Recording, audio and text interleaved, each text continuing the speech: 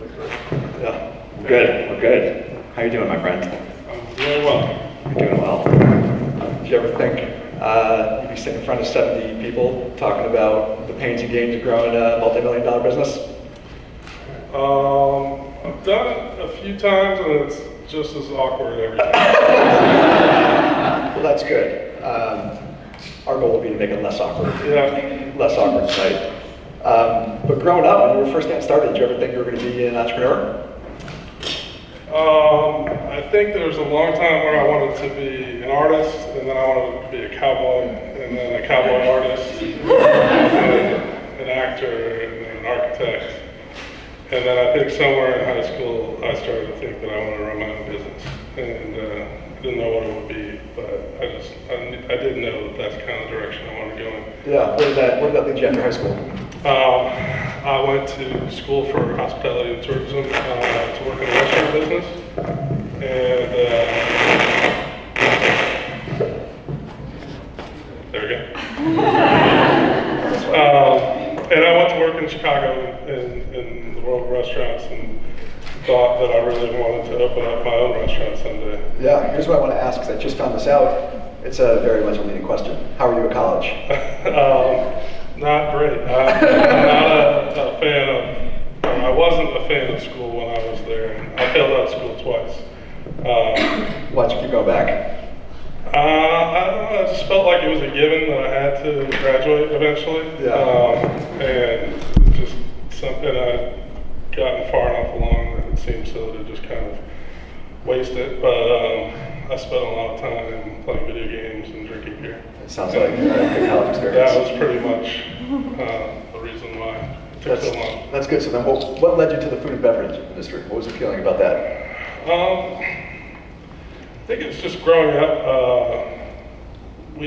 My family traveled a lot, and we would see really cool restaurants and experience really cool service and environments all over. What I thought was all over the world. We went to Europe a lot. My mom's from Germany. Okay. I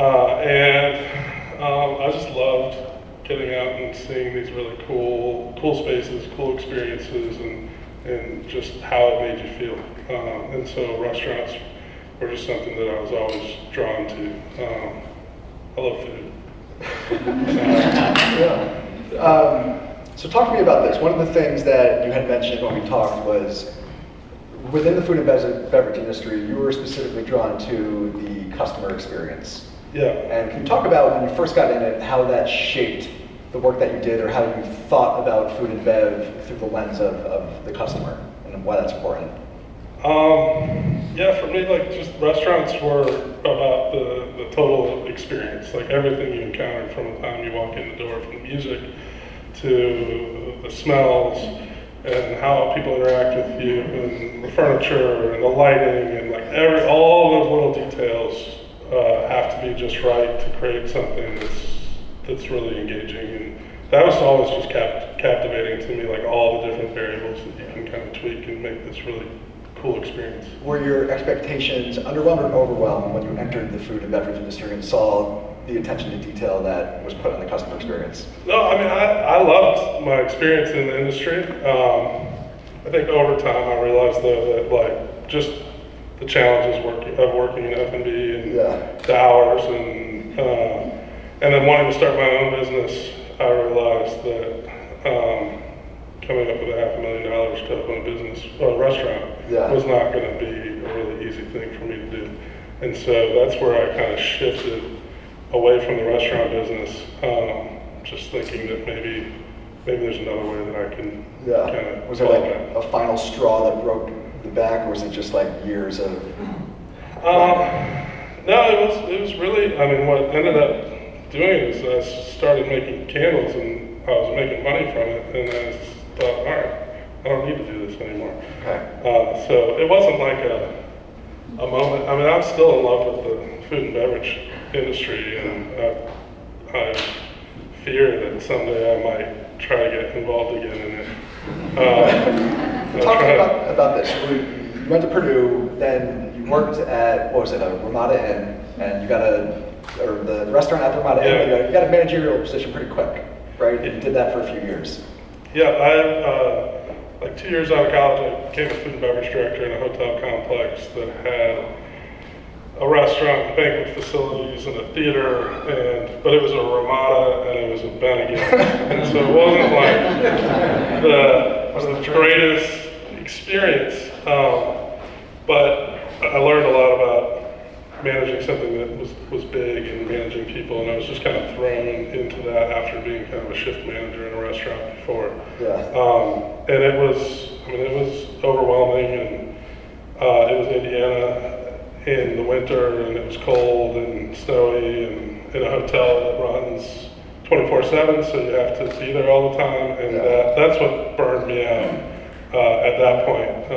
And it was really not necessarily burned out in the restaurant business, but burned out on the Midwest. Yeah. So when you left, you moved to Charleston. Is that right? And what were you seeking? Were you driven by financial decisions? Were you driven by rewarding work, creative work? Like, what was your barometer for what you did next? Just somewhere to relax and be happy. Okay. My wife and I got married in June 14th, and then 2 weeks later, we quit our jobs and moved to Charleston with nothing lined up. And I started waiting tables at Triangle Charm Bar in West Ashley. And she last minute got a job teaching. She was a teacher before that, and we just kind of made it work. And I loved having no responsibilities and just, hanging out. But it didn't last too long. Where's your mind at as you're at Triangle Charm Bar? Is it like, I gotta not fix it, but create the best customer experience here because that's what I'm passionate about? Or are you just thinking, I gotta figure out what's next? I was just having a lot of fun for a while. It was kind of a fun group. And bring us into that world. You always hear about like the food and bev world and the kitchen staff, the wait staff, everyone's going out all the time. Is that a thing? Like, are people? Yeah, I mean, everybody's going out and having fun and have some drinks at work, and it was good. We had a lot of fun. It was, we did things. It's a group of people who don't have any real responsibility outside of work. So you get your work done, and then you can just do whatever you want. And that was fun for a little while. That kind of sounds like a really good time. But I was excited to kind of get involved with. At that time, they were kind of trying to rebrand, and I had some fun helping with that too. Yeah. But it was good. Yeah. So I know while you were there, right, you started to come up with some ideas, and somehow you found the candles. Just what was that process like? Like, at what point were you thinking, well, maybe I can create my own thing versus whatever else you were thinking about at the time? I was at that point constantly thinking about how I could create my own thing. I had come to terms with the fact that I wasn't going to open a restaurant. And so trying to think of what I could do with very little. And my first idea was a home meal kit delivery business, which I actually chopped it all up and prepped things and then delivered to people's doors. So I never quite got the idea of shipping it to people. That seemed a little crazy to me. But if I would have been able to take that a little bit further, I feel like I might have had something. Okay. How many customers do you have? I had 3 customers. So pretty much Blue Apron stole your idea. That's right. That's what I'm getting at. I think I thought that was a great idea for quite a while. Missed that boat though. So the next thing was looking at, really just trying to think what I could do with nothing. I mean, we really had very little money. We had money from our wedding, and we thought we were rich because we got several $1,000s from our wedding. That was gone in a couple months.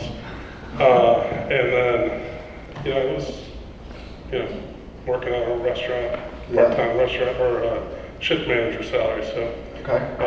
So trying to find things to do, and one of the things that I had seen is people doing cool things with wine bottles, doing jewelry, and doing drinking classes, and so I thought I'd try to put something together with wine bottles. Triangle Charm Bar did a champagne brunch, or a mimosa brunch, and they'd go through 30 or 40 cases of champagne, and so I just do something with that, it's free stuff. And so I bought a saw on Craigslist for $40. Nice. And went to work. And what were some of the early ideas? Do you remember? Yeah, I tried making little rings, and just about everything I made would slice your hand. Cut you. So making skill. Yeah. But what I could do is cut a bottle in half. Okay. And I had all these half bottles laying around. Yeah. And it kind of got to the, it's all a little bit hazy now, but it sounds good. I think this is the way it happened. But my wife kind of nagged me about all these bottles laying around. Like, you got to do something. With it. And that's usually how things work. Is my wife's like, now's the time. It's time. And so it just kind of hit me at that moment. I guess I can make a candle. And we talked about it. I had never purchased a candle before in my life. And so I went to Michael's and got some wax and got some essential oils from the grocery store and made a batch of candles and put them in a bag and hit King Street. Okay. Just started popping into boutiques. And was it a light bulb moment? Did you put that candle in for the first time? You're like, this is going to be big. It was when somebody actually bought it. Okay. Like I still felt pretty crazy doing it, but when one of those boutiques actually said, yeah, we'll buy something. Yeah. How quick? Do you remember how quick it was from the time the first candle was poured until you actually had the confidence to go out and sell it? It was pretty quick. I think it was just, once I got them, it was a couple weeks or something. Okay. Once I got it going, I felt confident. I don't know why. I never cracked candles at that point. Did you have a brand? Did you have strategy? What did you have? Anything? Product? Strategy has pretty much been the same for the last 6 years. Like, make candles and sell them. So it seems to be working all right. Yeah, it's. Did you have a name? Yeah, we started with Rewined, so that was. I think that was a pretty good call right off the bat. People responded well to the name, and I designed the logo at that time. The logo myself and the labeling and everything, and put it all together, and then sold some. One of the stores we sold to was Caviar and Bananas on consignment. I was super excited about it, and then had friends go back and visit later to see how they were doing. And none of them had any fragrance anymore, and so that was great. And then the cashier told them, be careful, they're really sharp. And, good reputation. And so I never went back there. This candle's perfect. It doesn't smell and it will cut you. Yeah. So it was tough, but I think the biggest thing that was like really inspiring when I went around and started just talking to retailers was just how like inviting and open and helpful they were. If they said, well, it's not really for us, but you should try this store down the street, that might be what they're looking for. I think that's something that's unique to Charleston, where you can do that and not get like kicked out, and not, people are genuinely wanting to help. Yeah. So I think that's what really like got me, is how positive and helpful people were. Yeah. When I only sold to 2 stores, but a lot of people were positive and excited about it. So. Did you walk into any of the stores with like an idea of what the price was, or you're just gonna look at the nearest candle and be like, I think I had an idea of what the price was, but over the next year, like it went up like $2 every 6 months. Realizing like, wait, there are $28, $30 candles out there. That just blew my mind. Yeah. Was there any innovation in the candle world when, at the time, this is what, 2008, 2009, you're started? Is there such a thing as innovation? Are there boutique candles? Like, what's the Yankee was like it for scented candles, and they created the scented candle market. They created the whole thing, and they owned it for most of the second half of the 80s through the 90s. And then right around when we started is when we started seeing more kind of boutique design scented candles, and that trend has really continued to now, where there are new boutique candle companies starting up every day, and the designs of them are getting more and more elaborate. Yeah. So you painted the picture of your first prototype where it was rough around the edges, literally. Yeah. And this fragrance didn't keep. Talk me through just like your prototyping process for what do you do next? Do you find an expert? Do you just go on Google, or you just come up with There's a lot of YouTube videos. Okay. Sure. Candle making in general, all my abilities come from YouTube. videos. It's not a hard process, Okay. and that's why there's so much competition now. It's not something that's really hard to get into. So I didn't have to learn a ton in order to get there, and definitely learned a lot from trial and error as we move forward. Yeah. But yeah. Did you find like what it took to get a yes versus a no at this early stage?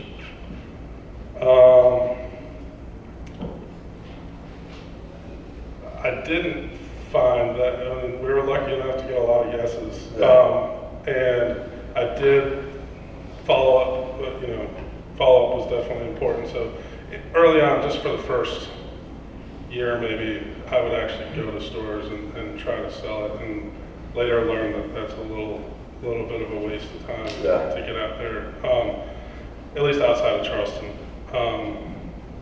But we were really lucky to just get a lot of yeses. Yeah. And then after you go door to door, people are buying. What was like the next big step to start to expand? Right. So in 2012, we did our first trade show in our industry. Trade shows are really big events where and customers or buyers from stores go there and they buy. It's not just they're looking for information. So we went to America's Mart in Atlanta in 2012, and we added about 120 new retail stores in 4 days, which just kind of like skyrocketed it for us. So what were your expectations going in? We had no idea. I mean, we had no clue. I think we spent about $5,000 to go there. Right. Paint the picture. Are you full time at this time, or? Yeah, I'm full time. We have about I think at that point we probably run on 7 or 8 employees, something like that. Rough. Give us a rough revenue for that time. 2011, I think we did about. We're at about $250,000 in sales, and that's just through farmers markets and city markets and about 20, 30 wholesale accounts. Okay, wow. And then 2012, we did our first trade shows. We did Atlanta in January, and then we did Atlanta and New York in July and August, and we ended up doing about 1.5 million that next year. How do you scale that quickly, operationally? I don't know. We just made it happen. It was one of the great things. We were partnered with South Carolina Vocational Rehab, and where they help employ folks who've been out of work for a while, usually due to disabilities or transitioning from incarceration. And it's cool because they do they train those employees to be employees. So at least they know how to come to work and and what the expectations are. And they would line people up for us because we were hiring pretty quickly. And so they would have a ready labor pool that already was excited to come work for us, and we'd take them on and they pay for some on-the-job training. And so we were able to quickly, we said we needed another person, we'd have them on the line a day or two later, so we wouldn't have to go through a whole hiring process. Walk us back, 2012, you go to the trade show, you get these big deals. What is an oh shit moment that comes to mind where you just weren't sure what to do, or is there anything that... Well, there was, so in 2012, we trying to figure out kind of what our path was, and one of the questions we asked, do we want to just sell to boutique stores, or do we want to try to sell to some of these big stores? Which is a question I'm still trying to answer, but I made a hard decision and said, we're just going to stick to the boutiques, we're not going to sell to these big stores. And then I had my twin girls in July of 2012, they were born. And we had a trade show in New York in August, and I sent 2 of my employees there to do it without me. I was going to stay home with the family. And they called me and said, I think we might have screwed up. I know you talked about not taking any big stores, but we did. And so I was kind of pissed off. Can you tell us who it was? What the store? Yeah, it was West Elm. And I heard of it. Never heard of it. I've heard of it. Yeah. We've never heard of anything like this before from anyone, but they wrote a 6-figure order at the show, here's the purchase order. So it was the like the president of West Elm was walking the show and was like, Wow. I'll take it. And so that was like mind blowing for us. And so, but then we also had to figure out how to make all those candles in the next couple months. And Yeah. so when they explained that to me, I didn't even know who West Elm was at that time. And, you know, Googled it. Yeah. And it's like, all right, well, so there was no discipline going on for that. And then we ended up selling, well, we still sell West Elm, and we've sold to them, I guess, for like 7 years now. So that's been super cool. Yeah, looking back, what do you think was the they made that order if that's not a typical thing to happen at the shows? I think, you know, we had a product that was pretty unique at the time. The guys who were representing me at the show were kick-ass. I mean, they were really great. You know, we would do some unique displays in our booth, and I don't know, something that clicked. We used pallet wood in our display before pallet wood was so cool. Okay. A lot of different things. And at the time, West Elm had a more rustic aesthetic, Yeah. and it kind of like just fit, I think. And so it kind of clicked for them. And we, you know, did a ton of business with them since then. Okay. So you get this big deal, it's blowing up. You said you have this vocational program where you're getting employees, but like, how do you start to figure out things like supply chain nationally or even internationally at this point? Like, how do you really start to grow the operations out of Charleston without experience doing that? Trial and error. I mean, I don't know. A lot of the answers to these are just everybody just worked real hard and made it happen. Yeah. We're still trying to figure out supply chain now, Yeah. and make it work on a different scale. But I mean, there was a lot of just like, we have to make this happen. Let's figure out how to make it happen. And I remember like our bottle, like it was a big moment for me, a tough moment when I was getting all the bottles I could. We did the same bottles. There's J. Roget champagne bottles that we use, and so we get them from a few restaurants, but the restaurants don't want to like hold on to them for us or anything. And so we were running out of bottles, and that was my supply chain crisis. And there were times where the solution was to just drink more champagne. And shortly after that, we put a ban on operating this glass saw while drinking champagne. That was a big, like, because we knew we had something big. Yeah. And I met with somebody to kind of talk through that and explain, like, we have all these orders that we're having to turn down, and I could buy new empty bottles, but that just doesn't feel right. Yeah. And I was basically told me I was being an idiot. I should buy new empty bottles, and we don't lie about it. Yeah. We try to recycle as many as we can. So we did that, and we've been buying empty bottles for a while in addition to the bottles we recycle, and it's allowed us to grow. And that was big. That Kind of happened. supply chain crisis for us at the time, and then we would order from a distributor, and we'd like try to peel off the labels to find out where the distributor was getting it, and then we like buy it from that guy, and then peel off their labels to try to find it. And so like we just kind of try to fumble our way through to find out where to buy things from and how to get them here and all that. But a lot of that is, I mean, had amazing team members who, all of us are inexperienced in what we do, but they all just have kind of scrambled to figure out how to make it happen. Yeah, what was, I guess, your hiring philosophy at that time? What types of people, other than the vocational group, were you bringing on? We were just trying to find people who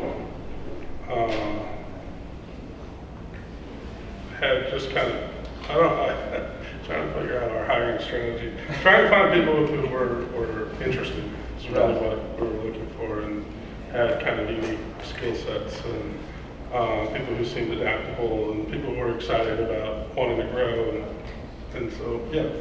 Cool. Did you ever think about outsourcing any of the process in terms of getting the candles made overseas, for example? We've thought about it, and given our recent experiences with sourcing like candle vessels and things. Yeah. That's hard enough to do overseas. I think outsourcing production and everything would be giant headache. Yeah. So just out of necessity, you've been. It's not that, it's part of, I think I have control issues, and I like to my dream is to create a whole vertically integrated system from manufacturing through retail, and so I just want to control all of that. And so it really never kind of enters my mind to outsource it. So in that lens, in the vertical integration, I know you have several businesses. What was the first business that you created within this umbrella of companies to start to vertically integrate? Well, we started the candlefish store in 2014. Okay. What was the idea behind that? And there was a few things that the idea just kind of spawned. We threw parties at our warehouse for Rewined that celebrated our seasonal fragrances. So we had a mimosa party and a sangria party. And we'd let people pour candles there.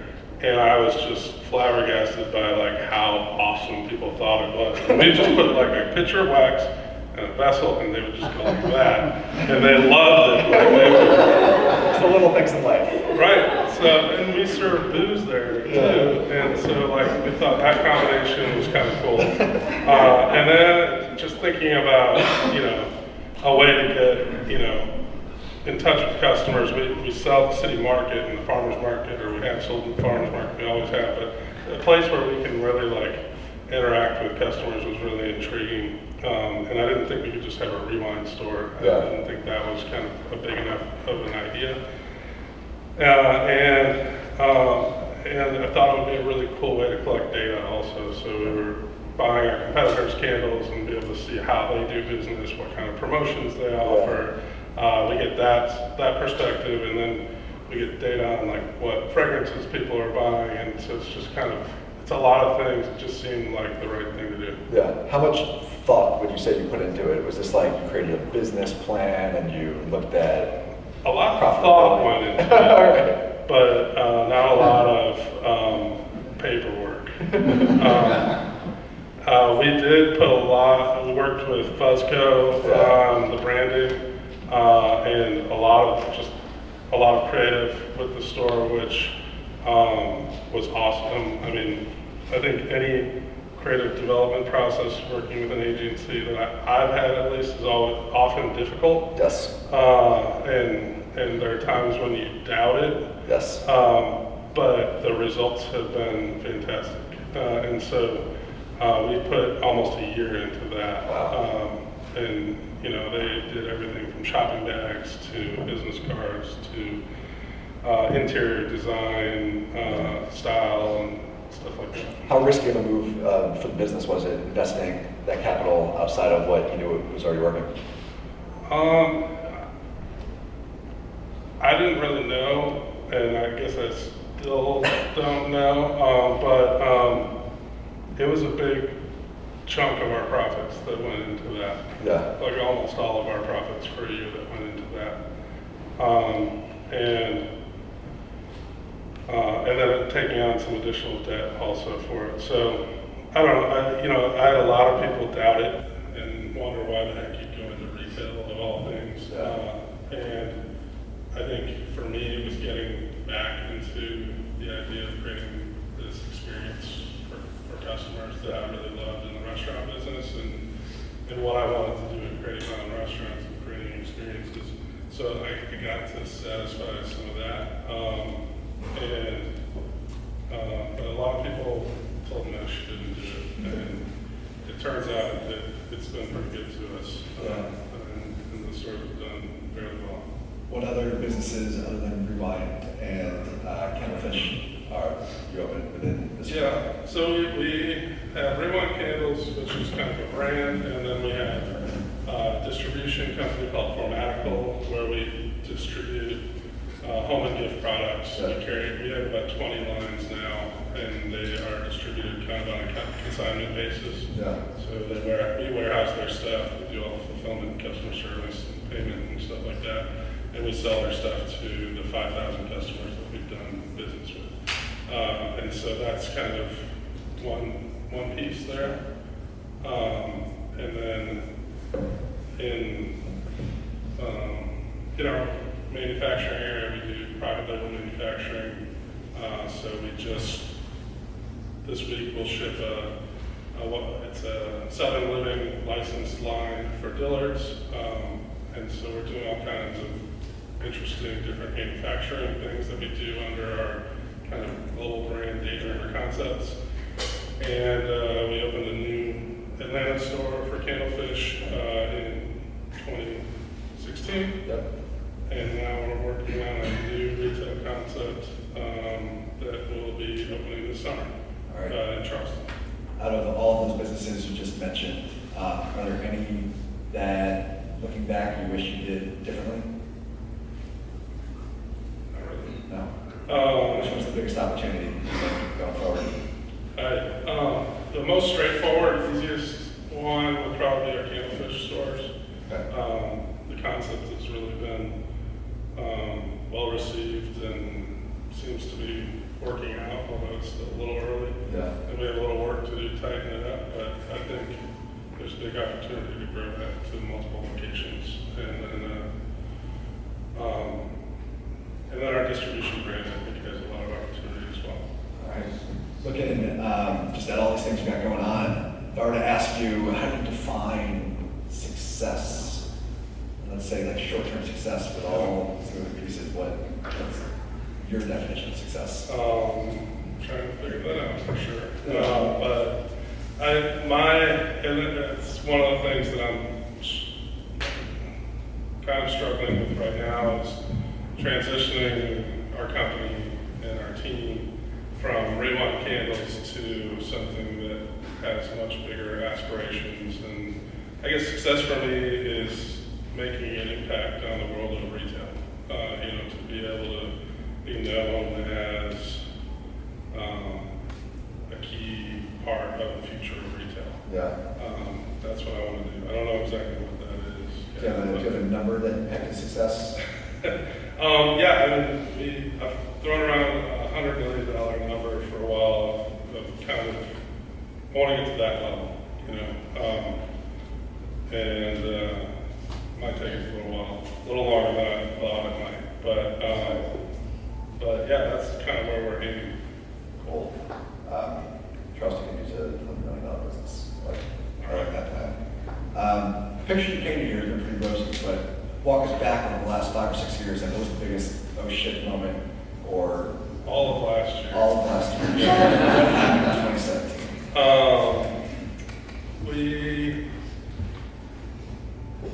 We were in a place where we didn't have good financial reporting. That was part of it. We were also kind of lured by the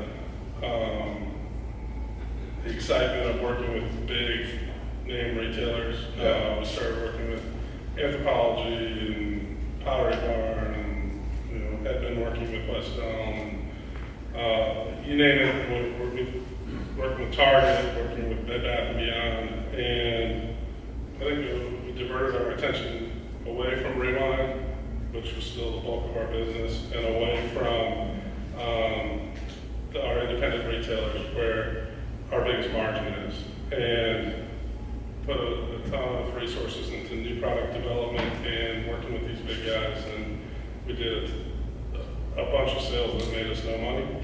And then the independent retailer sales dropped down. And so we got ourselves into a point last year where it got real scary with making payroll and paying back vendors, and got behind on payments, and still just kind of recovering from it now. How do you handle that personally? I'm trying to think of another answer besides booze. I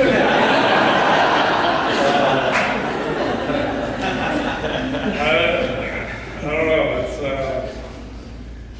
the scary part is you kind of get immune to it after a little while, which is scary. You get used to a certain level of pain. Yeah.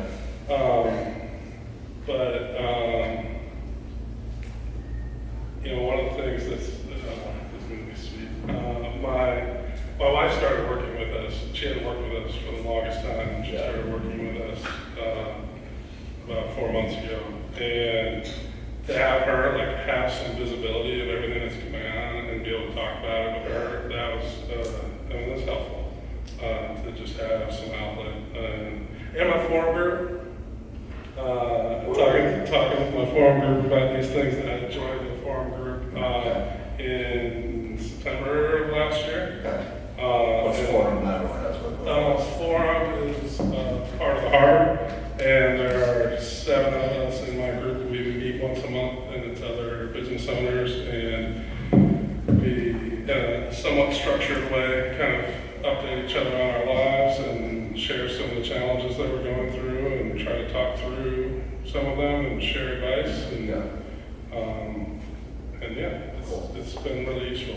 Yeah. So you had a terrible 2017. You're on the way up. Everyone thinks things are rosy, but you actually had a really shitty year after all the growth years. What do you do to make sure that doesn't happen again in 2018? Like personally, how do you address those problems in the company? Well, I think a lot of what we're facing is, some of what we're facing is my lack of clear, focused vision. Okay. And so one of the things that I'm really working on right now is trying to clarify that and get it on paper and make sure we're all headed in the same direction, and make sure we're identifying the things that are going to get us there and focusing on those things rather than getting distracted by shiny objects. Yeah. Is this a new uncomfortable place for you as a leader? Yeah, it is. Just I get excited, and the thing that I love most about having my own business is being able to come in each morning and do whatever I want. Yeah. As we get bigger, I kind of lose some of that freedom, I think, because the staff relies on me to do certain things consistently, and so that's one of the challenges for sure. Yeah. What's your just personal plan to grow as a leader? How do you think you're going to be able to take this business from where it is today to double revenue? Not just advertising for my forum group, but I've found that more that I am able to just kind of talk to people, other people outside of the business, and bounce things off them, like grabbing the little nuggets from that, like I can take that and go pretty far with each one of those. And so I think, trying more and more to connect and bounce off other people who have experiences and insights, I think is something that'll help me a lot. And part of it's just doing it, making it happen. I'm just interested in this area, so we'll keep going down this rabbit hole for a second. But as someone that's trying to transition into a leader, how do you have the self-awareness to know what's working and not working? Do you build feedback loops? Do you just do a lot of reflection to understand? Like, how do you actually move forward in that capacity? We've been doing some like culture surveys with our team and getting feedback from employees, and I've built I think my team doesn't hate me enough yet to not come and talk to me. Okay. So just today, I had an employee who's been with us for 3 or 4 years, who has 2 managers in between me and her, and asked to just sit down and talk, to catch up, and having those opportunities and having staff that feels like they can come talk to me, to get that. More of that, I think, is where I'm going to get the meat of it. That makes sense. I got 2 more questions. I'm going to open it up for some Q&A. But looking back over your career as an entrepreneur, what is it, 2018, so 9 years now. That's fine. Just what's something that is unexpected in that journey that 9 years ago you wouldn't have thought is the case? I always had really big goals and big dreams, and so it was not unexpected for me that we would sell millions of dollars of product. I didn't know how, but what is unexpected is all of the details and people and everything that goes into it. Like, I never had any vision of the all the different specialties that would be required in order to get there. And being able to find those people and train them, and I don't know, that's kind of been unexpected for me, just the bulk of it all. Yeah, okay, I like that answer. So my last question going down that realm would be looking at the people in the room that are thinking about starting their own companies. What skills, character traits, what should they be ready for, and just any parting advice from you before we open it up? Just don't be afraid to Google it. It's one of the things that, like, I can tell, like, who's going to be successful and who's not in our organization about, like, whether or not that these. Most of the people in our organization have been hired from within, and none of us know what we're doing.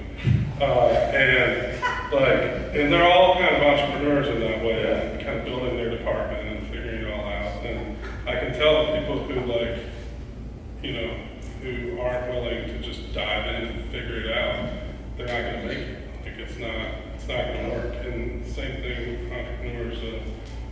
I mean, you got to figure it all out and put the time into figuring it all out. And I've met some other entrepreneurs that end up, like, they hire an accountant, they hire a marketing firm, they hire a factory to make their product, they hire like a fulfillment center, and they're not doing any of it. And I don't know, for me, I feel like, I know there are ways to make that successful, but I feel like you gotta be able to get in there, get your hands dirty, and at least be able to do all of the things within your business, or be able to dabble in it a little bit. And like you said before, just get really comfortable with pain. Yeah. I like it. All right, we've got time for some Q&A. Who wants to kick it off?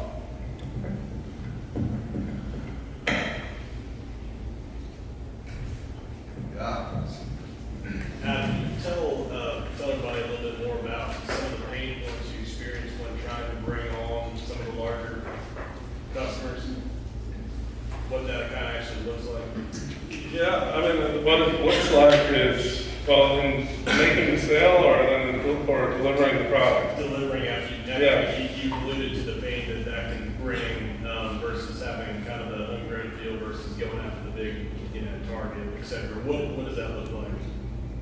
It looks like long hours, and at this point now it looks like long hours for a production team and getting it done. But back when we started with What's Selling, it was everybody, and we'd still do that where the whole office clears out of the office and they're making candles for a couple of days. So it is, I mean, there's no other way to describe it other than everybody just kicks in and makes it happen. Work the hours that we need to get it done. But then the other challenges on the supply chain side of getting the raw materials and having the cash to buy the raw materials for these orders, which is always a challenge. And we have had a lot of success. I don't know if this is a loaded question coming from the banker, but had success in, like, starting off with smaller loans, like inventory loans and things from small local banks that are able to kind of do that kind of thing and take some more risk. And so they help us, cover the cost of materials until we get paid by the vendor or something like that with a short-term loan. And so that's how we kind of built up some of our financing for our growth is through local bank loans.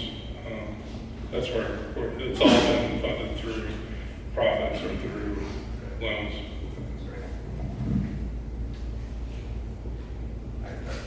Right there. Is there anything in particular you're looking for in the future brands for Fanatical?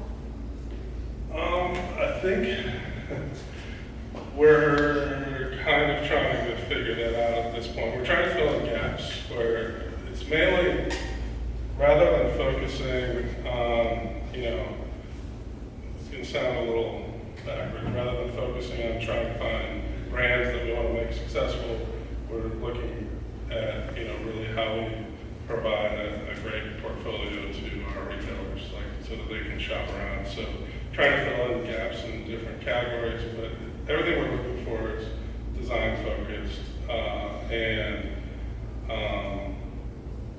it's something that we feel like could sell well in our retail stores as well. Are there any specific books that have impacted you a lot in the past year or so? I wish I could say that right now. Or like podcasts or I listen to a anything? lot of podcasts, and I listen to, I don't know what to call it. I listen to a lot of retail podcasts if you're in the retail world, and I've been listening to the paid search podcast lately for a while, and because we're getting to the point where business used to just come to us, and now we actually have to try to get business, which is not as fun. And so we're looking at ways to generate leads, and so moving into search, and we're gonna get some Sam's bots working for us to get some leads. But yeah, really looking at lead generation now, anything that relates to that.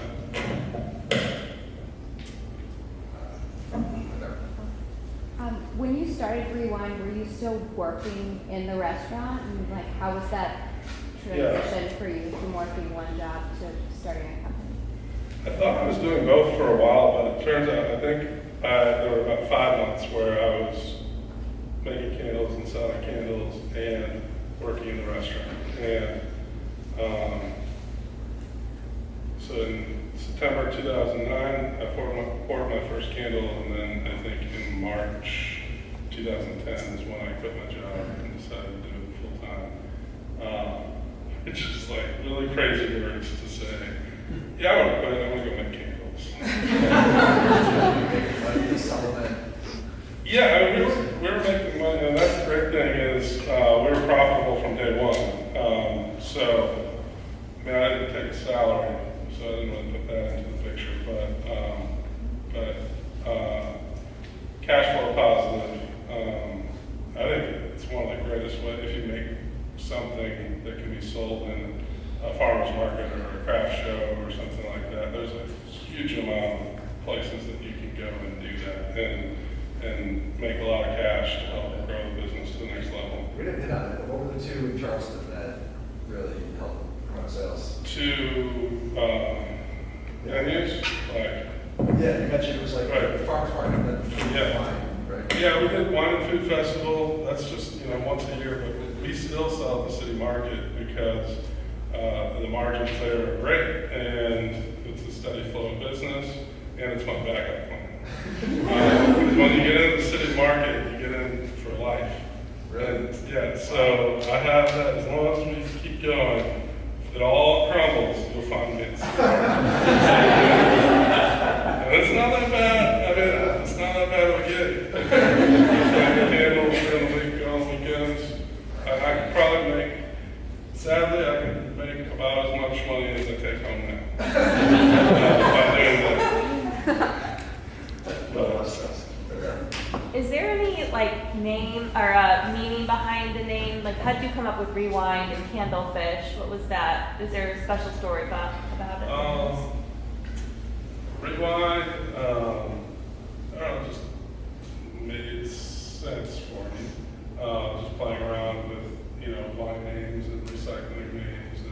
And I, being in the restaurant business, I thought that I was on my way to become like a wine snob. I thought really I wanted to go in that direction and maybe become sommelier or something like that. So I was enamored with wine. Now it's just too much. We've got the budget for it, but so that just fit. But Candlefish was totally about what is weird enough that people will remember it and kind of make some sense. And the URL is available. Super expensive. So that's all the issues and struggles you mentioned you faced earlier in your business, did you only refer to your fellow business owners, or did you seek some professional help, for example, like a business development manager or a business consultant? Yeah, I didn't really, I was pretty much on my own. I did,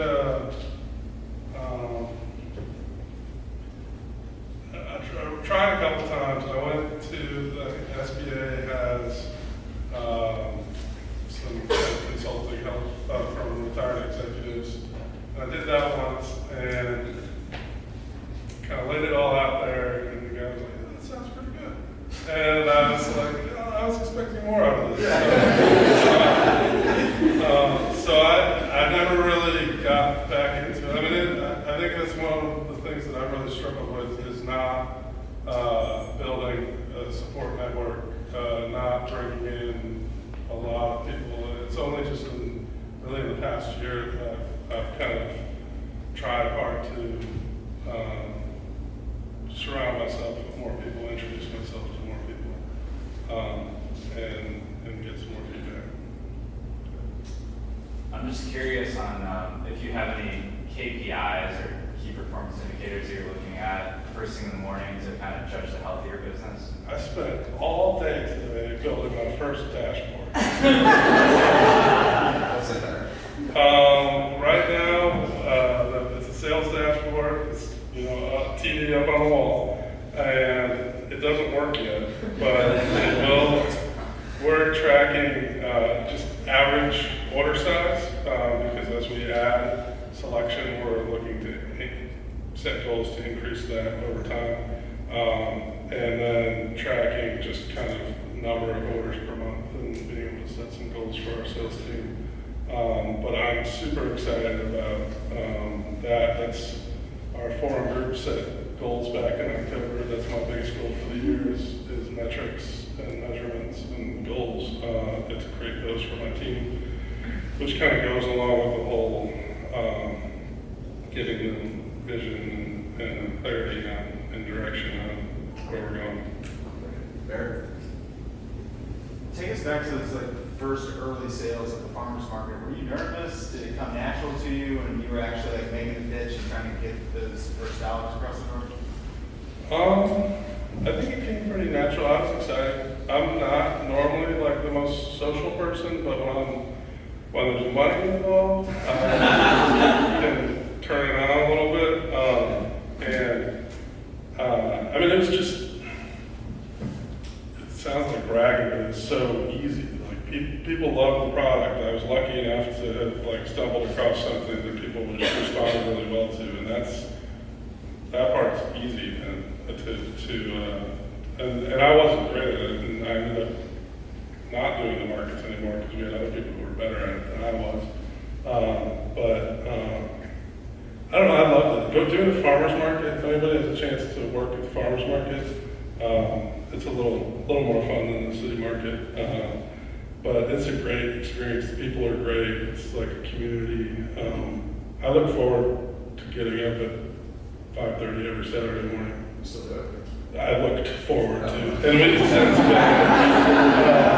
we've since been kicked out of the farmer's market because we're not what people expect when they think farmer's market. Yeah, great. Right. Which I'm okay with, but I'm just. That's a good problem. Yeah, right. Three more questions. No. Three small questions. One, what's your head count now employee-wise? And two, we actually saw Rewined candles in a small boutique on our honeymoon. How far out is your distribution to other countries? And then third, how have you dealt with any copycat products? What was the third one? How have you dealt with any copycat products or people coming into your market? Yeah. Short. Employee head count. Okay, head count. I think we're around 80 employees now, but we have been close to 100. So we've shrunk a little bit in the past year. And that includes our retail stores. And then we have distributors in Europe, Australia, South Korea, Japan, Canada. And so you'll find candles probably all over the world. And last question? Copycats. Yeah, there's a lot of copycats out there. I tried to pursue them a little bit, and had a little traction, you know, was able to create a little friction for them. But what we have is not very easily protectable. And so the strategy, although we still need to kind of police people who are really aggressive about copying us, we just try to move forward and not spend too much time or effort on that. All right, 2 more questions. One. Man, you've been through like a shitload of things in your career, obviously, and nothing's been eloquent about it, which I respect and elevate you for. So my question is, what's one thing today that you do day in and day out in your business that you wish you did from day one?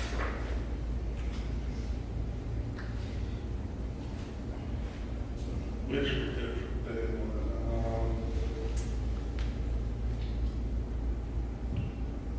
It's kind of sad because it's hard to think of. It's a lot easier to think of things that I wish we do now than we used to do. I'll take that answer as well. Yeah, I mean we're facing a time right now where we're getting big. I'm gonna you take your option there, where we're getting big enough where the culture is shifting, where you don't have as much closeness. Like we would buy a birthday lunch for everybody when it was somebody's birthday. But then, like, you'd see the math add up, because now you're buying 80 lunches for 80 people each time, rather than buying, 10 lunches for 10 people each time. And so, like, some of those things, the culture that we created is hard to adapt it as you grow. But I think one of the things we really want to work toward is trying to build that closeness. We've kind of referred to each other as a family, and the bigger we grow, the harder it is to maintain that feeling and not lose it to all the structure that you need to build in order to build a bigger company. All right, last question. Who's got it? So bouncing off of what a lot of other people have started to hint at, but I'm just going to go right for it. What is your top loneliest moment in this entire journey? I'm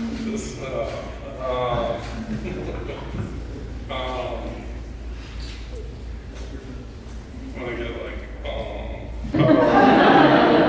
but it is kind of like now, like it's